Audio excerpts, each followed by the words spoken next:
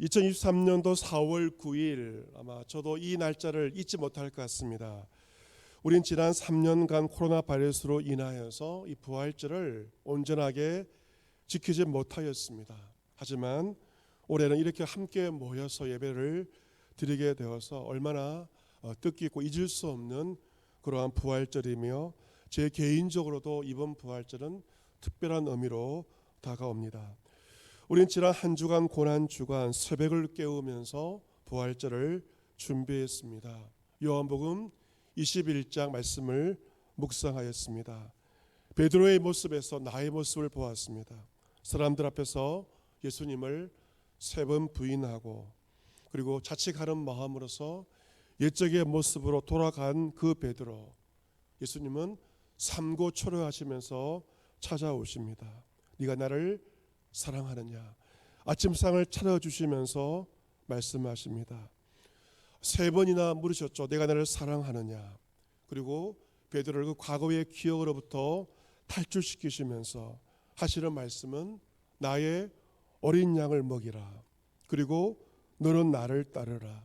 이 3가지 말씀을 우리 각자에게 말씀하시는 부활의 주님의 음성으로 듣게 되었습니다. 여러분, 이 부활의 시간은 과거와 그리고 현재와 미래가 구성되어 있는데 우린 때로 현재를 놓칠 때가 참 많습니다. 이 부활을 2000년 전 예수님께서 행하셨던 그 부활의 과거의 일로 기억합니다. 그리고 또한 부활을 나의 죽음 이후에 있을 미래의 것으로 생각을 합니다. 그러기에 부활이 실감나지 않는 것이죠. 물론 부활은 과거의 사실에 근거하고 미래에 보증된 것이지만 가장 중요한 시간은 바로 부활의 시간은 현재입니다. 또한 이 죽음과 부활의 인칭은 몇 인칭일까? 1인칭, 2인칭, 3인칭이 있지 않습니까? 우리는 죽음의 소식과 그리고 그와 관련된 부활을 2인칭으로 3인칭으로 생각하기에 나의 것으로 받아들이지 않습니다. 하지만 죽음과 부활의 인칭은 1인칭이며 나의 죽음, 나의 부활, 예수 그리스도의 부활은 바로 나의 부활이 될 때 그 의미를 가지게 되는 것입니다. 부활의 장소는 어디인가? 부활의 주님은 베드로가 고기를 잡던 그 현장 바닷가로 찾아오십니다. 아침상을 손수 차려주시며 서빙하십니다. 그리고 부활의 주님은 엠마오로 가는 제자들, 오늘 성가대에도 엠마오 제자들에 관련된 찬송을 하였지만 그 길에 주님은 동행하셨고 그들과 함께 집에 들어가셔서 식사를 하신 것입니다. 2번의 식사를 하셨죠. 우리는 일상의 식탁에서도 주의 부활을 경험하게 된다는 것입니다. 부활의 주님은 일상의 우리의 삶의 자리에 찾아오십니다. 여러분이 먹는 가정의 식탁에서 부활의 주님을 만날 수 있습니다. 오늘 또 부활절 예배를 드리면서 교회에서 함께 먹는 교회의 식탁에서도 우리는 부활하신 주님을 만나는 신비를 경험하게 됩니다. 오늘은 1990번째 부활절입니다. 2023년도에서 예수님 나이 33살을 빼면 답이 나오죠. 1990번째 부활절입니다. 여러분, 지금까지 참 많은 부활절 예배를 드렸을 것입니다. 어떤 사람은 10번, 어떤 사람은 70번 믿음의 연조만큼의 부활절 예배를 드렸을 것입니다. 그 많은 부활절 예배를 드리면서 오늘 처음으로 부활절 예배를 드리는 사람이 있을지도 모르겠습니다. 그런데 몇 번의 부활절 예배를 드렸든지 간에 상관없이 그 부활절 예배가 여러분 각자와 연관이 되어 있었나요? 만약 예수님의 죽음과 부활이 아무리 위대해도 나와 상관이 없다면 부활절 예배는 나에게 아무런 의미가 없는 것입니다. 제 친한 친구 목사가 목회를 하다가 개척을 하게 되었는데 얼마 전에 큰 교통사고를 당했다는 소식을 듣게 되고 지난주에 통화를 하게 되었습니다. 다시 목회를 하다가 개척교회를 하면서 어려운 경제 상황이 있었기 때문에 밤에 대리운전을 하면서 가족의 생계를 꾸려가고 있습니다. 그때도 이제 손님을 내려다 주고 또 다른 곳으로 가기 위해 버스를 타려고 이동하는 중에 초행지였기 때문에 지리를 몰랐다고 합니다. 그래서 어디로 가야 되나 내비게이션을 켰지만 어딘지가 분별이 되지 못하였습니다. 그렇게 당황하고 시간은 급하고 헤매다가 그만 횡단보도가 아닌 차도로 건너가다가 빨리 오는 차에 부딪히게 되었습니다. 그 친구 목사가 차에 부딪혔을 때 들은 생각이 이제 죽었구나. 죽음을 직감했다고 합니다. 이 사람이 죽음을 직감하게 되는데 그 친구 목사도 죽음을 직감했습니다. 그 짧은 순간에 그는 죽음을 직감하고 주님 잘못했습니다. 용서해 달라는 회개의 기도를 올려드렸습니다. 그리고 이번에 내 목숨을 살려주시면 내가 목숨 걸고 하나님의 일을 하겠습니다 라고 이 기도를 드렸다고 합니다. 다행히 큰 사고였지만 머리를 다치지 않았고 그리고 장기를 다치지 않아서 손목과 팔목 수술을 받고 회복 중에 있습니다. 그 친구도 목회를 오랫동안 하였습니다. 목사로서 수많은 고난주간과 부활절 예배를 인도하였을 것입니다. 하지만 그 친구 목사에게 이번 고난주간은 잊을 수 없는 고난주간이었습니다. 왜냐하면 체험을 했기 때문에 그렇습니다.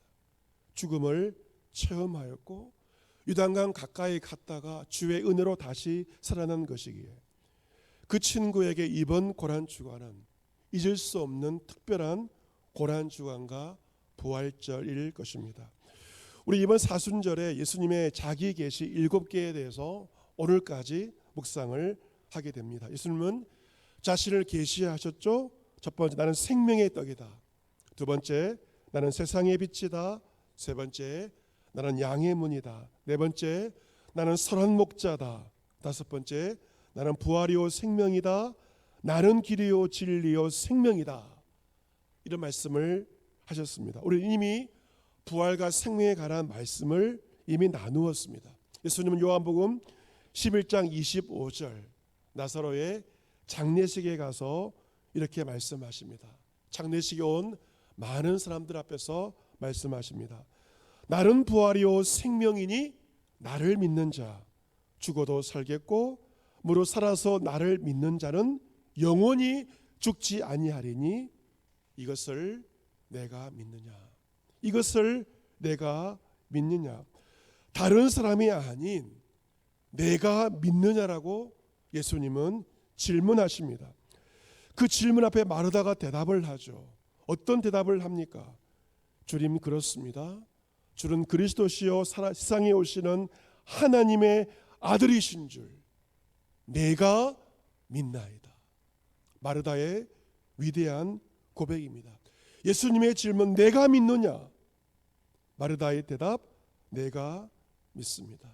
여러분 아무리 부모가 신앙생활 잘해도요 결국에는 나의 믿음인 것입니다.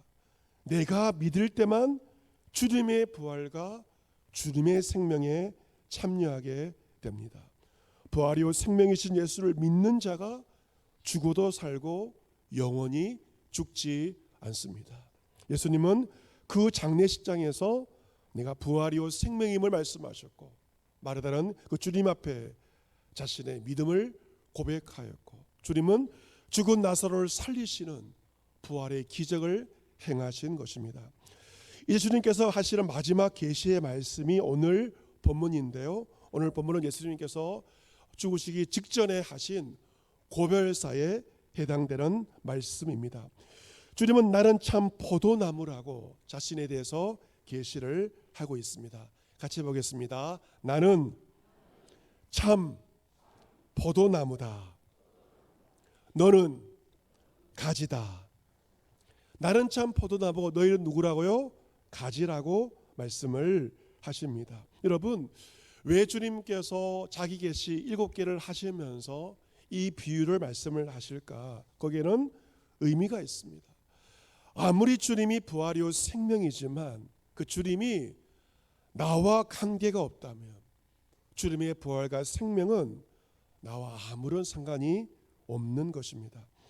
본문은 주님과 우리와의 관계에 대해서 말씀하시죠.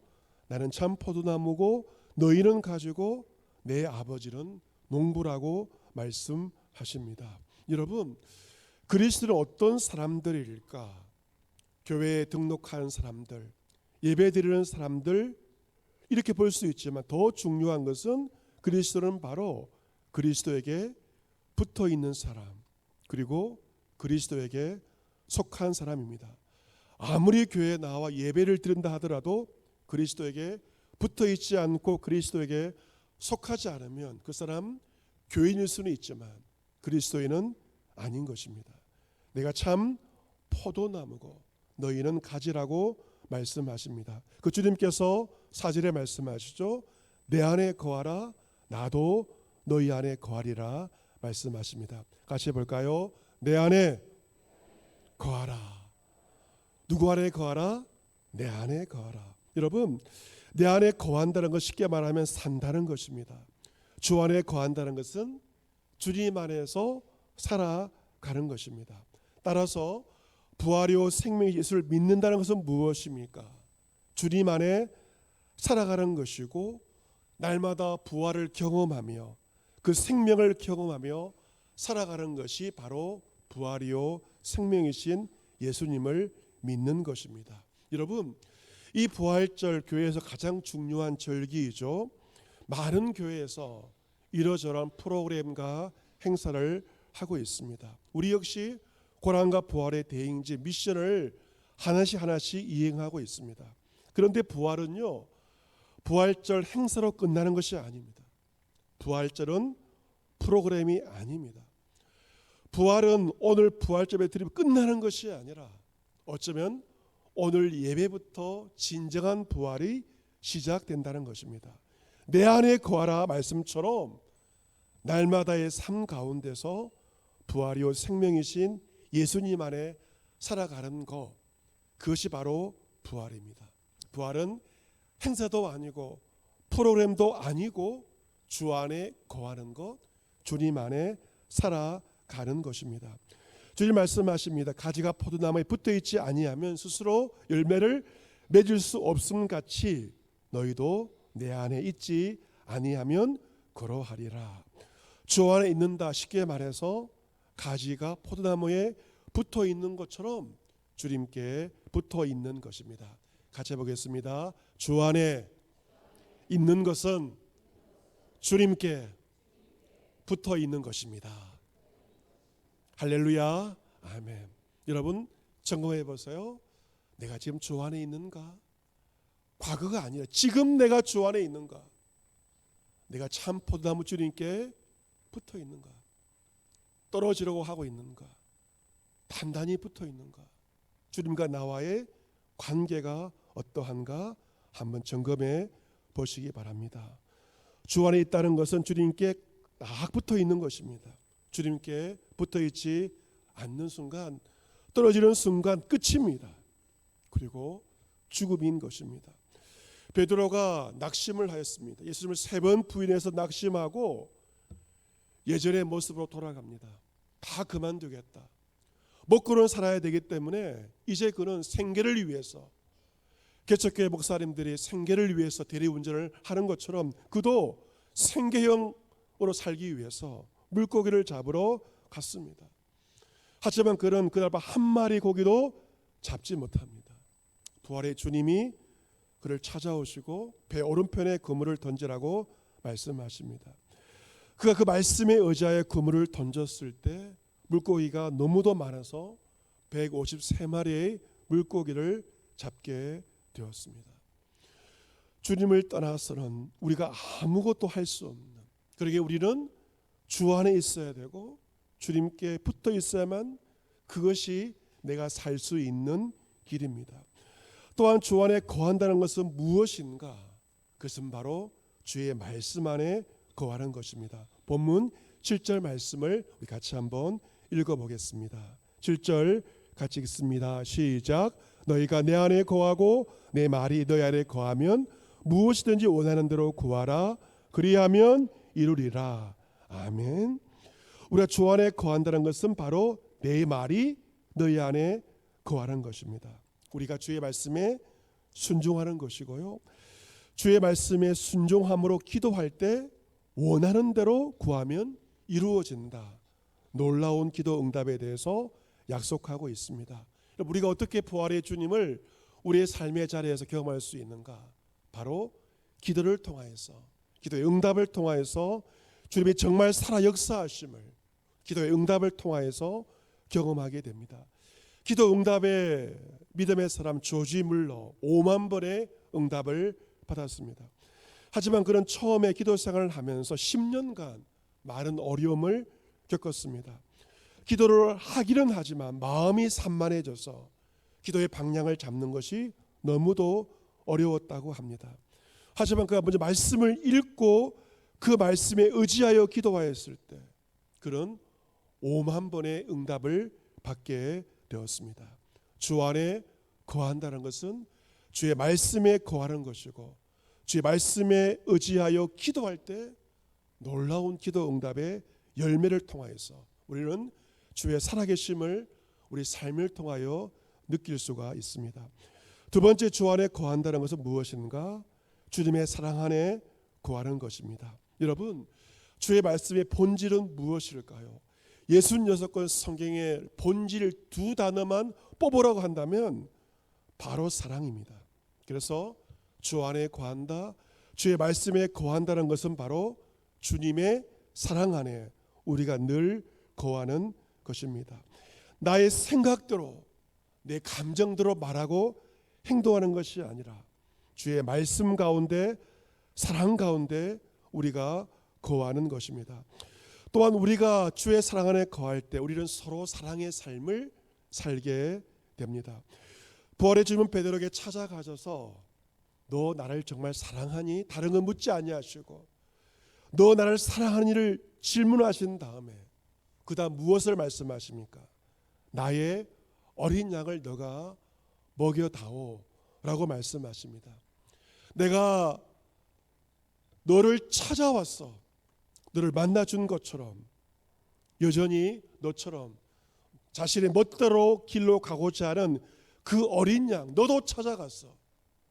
나의 사랑으로 나의 어린 양을 먹여다오 라고 주님께서 말씀하신 것입니다.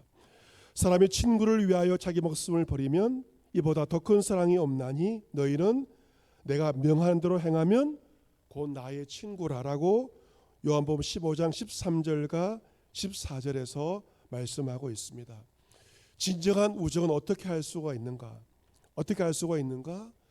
자신의 소중한 것을 버릴 수 있느냐 없느냐가 친구 관계를 말해 주는 것입니다. 주님은 우리 사랑하사 우리 위해 자기 목숨을 버리심으로써 우리를 진심으로 사랑함을 분명히 보여주신 것입니다. 이제부터는 너희를 친구로 하였노니 내가 아버지께 들은 것을 너희에게 알게 하였습니다. 예수님께서 우리에게 친구라고 하십니다. 예수님, 부활하신 예수님은 위에 계신 친구입니다. 제일 좋은 친구입니다. 예수보다 더 좋은 친구 없습니다. 친구 말은 흉허물을 다 털어놓을 수 있죠. 예수님도 우리에게 하나님께 들은 것을 다 알려주시고 우리도 예수님께 우리의 모든 외로움과 모든 사정을 아뢰 수가 있는 것입니다. 우리는 가장 좋은 친구이신 예수 안에 있을 때 그 교제를 통하여서 충만한 기쁨을 누리게 됩니다. 따라서 세 번째, 주 안에 거한다는 것은 기쁨이 넘치는 것입니다. 본문 11절이 그것을 말하고 있는데요. 11절 같이 한번 읽어보겠습니다. 11절 같이 읽습니다. 시작. 내가 이것을 너에게 이름은 내 기쁨이 너희 안에 있어 너희 기쁨을 충만하게 하려 함이라. 아멘. 나의 기쁨이 누구 안에 있어?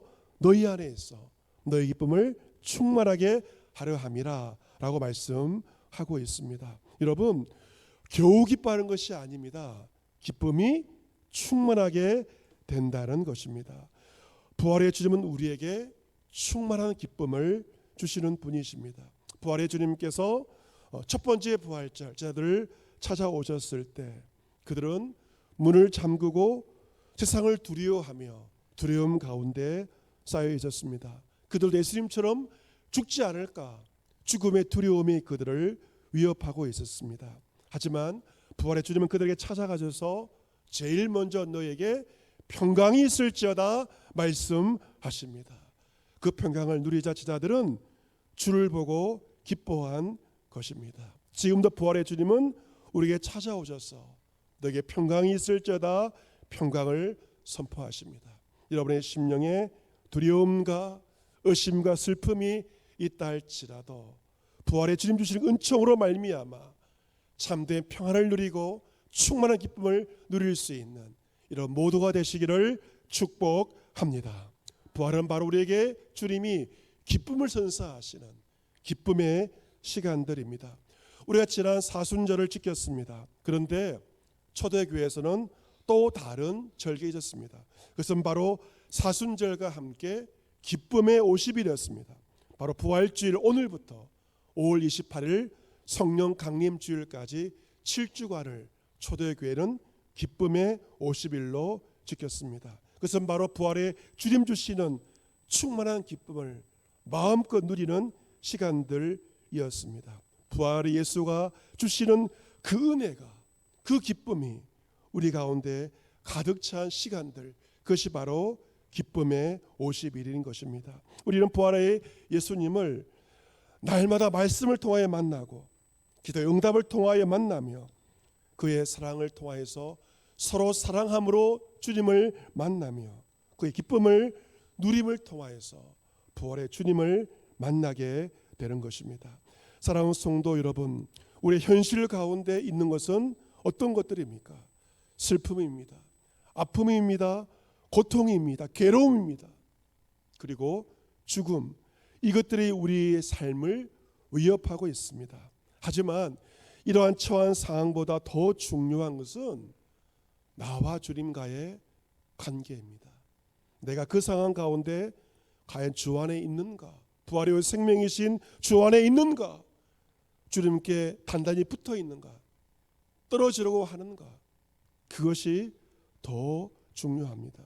아무리 어려운 상황 가운데 있어도 주 안에 있으면, 주님께 붙어 있다면 우리는 부활의 생명이신 주님 주시는 참된 평안과 기쁨을 그 시간을 통하여 누릴 수 있습니다. 뉴욕 맨하탄의 리디머 장로교회 설립자인 팀 켈러 목사님은 최근에 많은 책을 쓰신 분입니다. 전 세계적으로 영향력을 가지신 그러한 목사님인데요. 하지만 그도 3년 전부터 췌장암 사기, 암 중에서 가장 위험한 암이 췌장암인데 그것도 사기입니다. 3년째 투병을 하고 있습니다. 하지만 그는 암 진단을 받기 이전으로 결코 돌아가고 싶지 않다고 그런 말합니다. 왜 그럴까? 그런 암 투병을 통하여서 말씀을 깨닫게 되었다고 합니다. 시편 90편 14절 아침에 주의 인자하심이 우리를 만족하게 하사 우리 일생 동안 즐겁고 기쁘게 하소서, 이 말씀을 그는 암투병을 통해서 깨닫게 되었습니다. 건강할 때는 깨닫지 못한 그 말씀의 진정한 뜻을 그는 죽음 앞에서 깨닫게 되었습니다. 내가 이 아침이 얼마나 소중한지 우리는 평소에는 몰라요. 하지만 죽음의 그림자가 나를 찾아왔을 때 내가 맞이하는 이 하루가 얼마나 소중한지, 이 하루가 선물인지, 이 아침이, 이 하루가 주님의 사랑이며 선물임을 평소에 모르지만 고통 가운데 진정한 가치를 우리는 알게 됩니다. 모든 육체는 풀이요 그의 모든 아름다움은 들의 꽃과 같다고 이사야서에 기록되어 있습니다. 풀은 마릅니다. 꽃은 시듭니다. 그러나 주의 말씀은 영원히 서리라. 죽음 앞에서 인생의 고통 가운데 영원하신 주의 말씀의 위대함과 그 가치를 우리는 발견하게 됩니다. 본문 8절은 열매에 대해서 말씀하고 있습니다. 너희가 열매를 많이 맺으면 내 아버지께서 영광을 받으실 것이요 너희는 내 제자가 되리라. 우리 예수님은 부활의 첫 열매가 되셨습니다. 부활장 고린도전서 15장 20절에 이제 그리스도께서 죽은 자 가운데서 다시 살아나사 잠자는 자들의 첫 열매가 되셨도다. 사망이 한 사람으로 말미암았으니 죽은 자의 부활도 한 사람으로 말미암는도다. 아담 안에서 모든 사람이 죽은 것 같이 그리스도 안에서 모든 사람이 삶을 얻으리라. 아멘. 우리 예수님 부활의 첫 열매가 되시기 위해 우리 위해 죽으셨고 살아나셔서 잠자는 자들의 첫 열매가 되셨습니다. 그리스도의 부활, 나의 부활입니다. 예수의 부활이 첫 열매가 되기에 예수의 부활은 그를 믿는 나의 부활이며 그리스도 안에서 모든 사람이 영원한 생명을 얻는 줄로 믿습니다. 사랑하는 성도 여러분, 바닷가에 사는 어부가 어느새 파도수를 잃어버린다는 말이 있습니다. 바닷가 사는 어부가 파도의 수를 잃어버린다는 것은 일상을 잃어버린다는 것입니다. 여러분, 그러나 봄에 피어나는 꽃을 보면서 나무의 싱그러운 잎을 보면서 가을에 있는 열매들은 바로 그 나무가 부활을 노래하고 있는 것입니다. 봄을 맞이해서 대지의 모든 생명체가 잎을 보면서 꽃을 통하여서 열매를 통하여 부활을 노래하고 있습니다. 죽다가 살아나는 것도 큰 은혜지만 더 큰 은혜는 무엇일까요? 내가 지금 살아있음에 감사하는 것, 내 심장이 멈추지 않고 뛰고 있음에 감사하고 내 호흡을 하고 있음에 감사하는 것, 일상의 모든 것에 감사하는 것, 그것이 바로 일상의 기적일 것입니다. 따라서 오늘 하루만이 부활절이 아니라 날마다가 우리에게 부활절이 되어야 할 것입니다. 사도 바울은 날마다 죽노라 고백합니다. 날마다 그리스도 안에서 나의 자아가 죽을 때 우리는 그리스도 안에서 다시금 살아나는 부활의 기적을 날마다 체험하며 날마다 부활절이 될 수 있을 것입니다. 부활이요 생명이신 예수 그리스도 안에 거하시기를 바랍니다. 주님께 붙어 있으십시오. 그리하여 주 안에 거함으로 부활이요 생명이신 주님 주신 그 열매로 말미암아 영생의 열매로 말미암아 하나님께 영광 돌리며 일상의 현재의 삶 가운데 부활을 살아낼 수 있는 저와 여러분 모두가 될 수 있기를 기원합니다. 아멘.